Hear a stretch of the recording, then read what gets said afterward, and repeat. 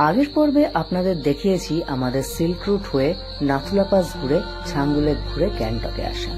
আর গ্যাংটকে এসেই আমরা হোটেলে প্রবেশ করে হোটেলে ফ্রেশ হয়ে আমরা বেরিয়ে পড়েছি এমজি মার্গের উদ্দেশ্যে। আমাদের হোটেল ইসাগুলায় তার রিচ হোটেল, তার থেকে এমজি মার্গের ডিস্টেন্স হলো 450 মিটার।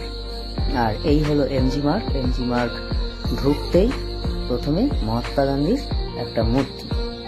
এবার চলুন এই জমজমাটি এমজি মার্গটা একটু ভালো করে আমরা ঘুরে নিই।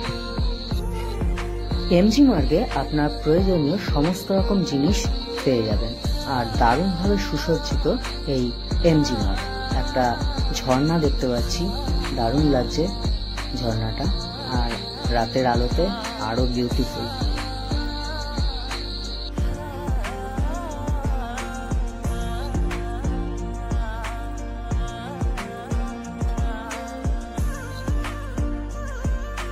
এখানে আই লাভ গ্যাংটক লেখা দেখতে পাচ্ছি। সব জায়গায় যেমন লেখা থাকে আই লাভ এই, আই লাভ ওই, সেই আই লাভ গ্যাংটক লেখা রয়েছে। এখানে প্রচুর মানুষ ফটো তুলছে। আর এখানে ফুল গাছগুলো দেখতে দারুণ লাগছে, দারুণভাবে সাজানো। আর প্রচুর পন্ডা রয়েছে, চারিদিকে পন্ডায় সুসজ্জিত।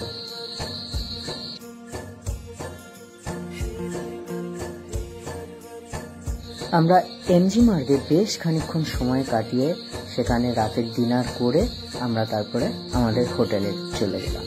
আর আজকেই হচ্ছে আমাদের ভ্রমণের শেষ দিন। পরের দিন আমরা গ্যাংটক থেকে বিদায় নেব। আমরা শিলিগুড়ি হয়ে বাসে করে বাড়ি ফিরব।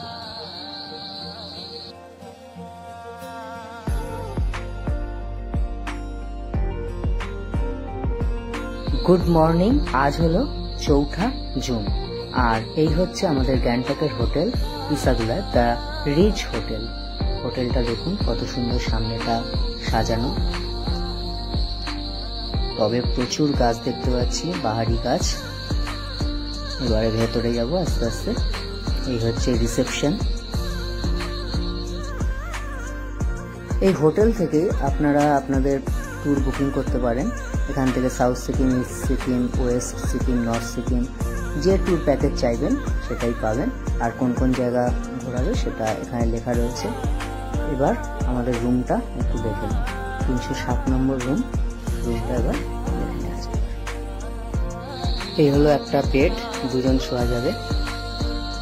আর রয়েছে একটা চেয়ার আছে, জানলা, এলইডি, একটা কেটলি আছে। এই এলইডি যেটা আমার ট্যুর করতে এসে লাগে না একেবারে। আর এইদিকে একটা ড্রেসিং টেবিল। আর এই বাথরুমে গিজার রয়েছে, কোমোড আছে, সমস্ত ফেসিলিটি আছে। সব নিয়ে হোটেলটা খুব সুন্দর।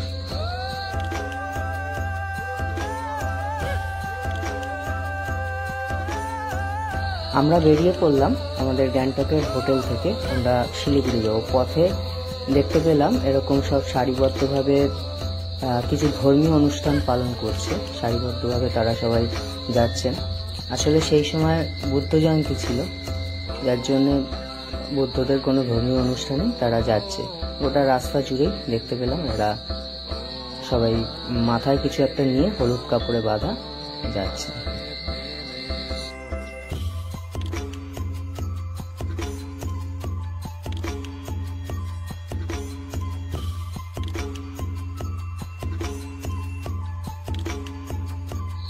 গ্যাংটক থেকে এবার আমরা চলে এলাম শিলিগুড়ির বেঙ্গল সাফারিতে।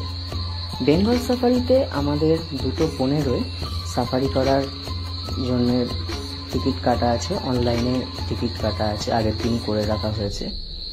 তা এখানে কি কি সাফারি হয় সেইগুলোর ডিটেলস আপনাদের জানাবো। ভিডিওটা দেখতে থাকুন, সমস্ত কিছু ডিটেলসে বলে দিচ্ছি। আর ডেসক্রিপশন বক্সে লিঙ্ক দিয়ে দেবো অনলাইনে টিকিট কাটার জন্য। তো আপনারা অনলাইনে টিকিট কেটে আগে থেকেই লাইন এড়িয়ে টিকিট কেটে আপনারা প্রবেশ করতে পারেন এই বেঙ্গল সাফারি ঘোরার জন্য। এখানে 3 রকমের সাফারি আছে, গ্র্যান্ড সাফারি, কম্বো সাফারি আর এলিফ্যান্ট রাইডিং। গ্র্যান্ড সাফারিতে রয়েছে টাইগার, হার্বিভোর, বিয়ার আর লেপার্ড। হার্বিভোরে আপনারা হরিণ দেখতে পাবেন, ময়ূর দেখতে পাবেন। এটা 1 ঘন্টার এই সাফারি, পার পার্সন লাগে 400 টাকা, 5 বছরের ঊর্ধ্বে টিকিট লাগে। টাইমিং 9:30 থেকে শুরু হয়, 9:30, তারপরে স্লট 10টা, 10:45, 11:15, 12টা, 12:30, দুপুর 1:30, দুপুর 2টো, 2:45, বিকেল 3:15, 4টে এবং 4:30 শেষ থাক। এবার বলি কম্বো সাফারির কথা। কম্বো সাফারিতে রয়েছে হার্বিভোর আর টাইগার। এটা হচ্ছে 30 মিনিটের সাফারি, প্রবেশ মূল্য হলো 200 টাকা।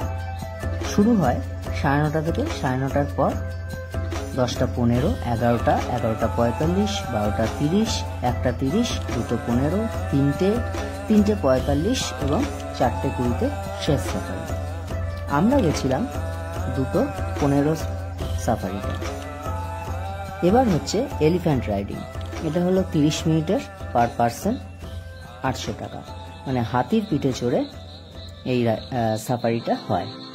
এখানে শুধু হার্বিভোর দেখতে পাবেন, অর্থাৎ হরিণ আর ময়ূর। এটা শুরু হয় সকাল 8:30টায়, 8:30টায়, 9:15, 10টায়, সকালবেলা 3টে স্লট, আর তারপরে হচ্ছে আবার বিকেলে 3টে আর 3:45। এই হচ্ছে সম্পূর্ণ আপনাদের ইনফরমেশন দিলাম।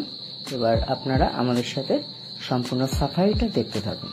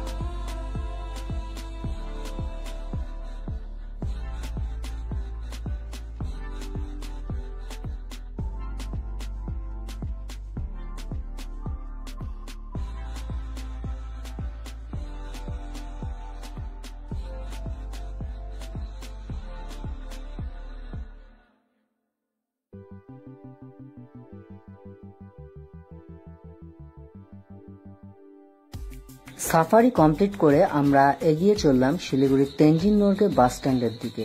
আমাদের সন্ধ্যে 7টায় সেখান থেকেই বাস, গ্রিন লাইনের বাসে করে আমরা যাব কলকাতায়।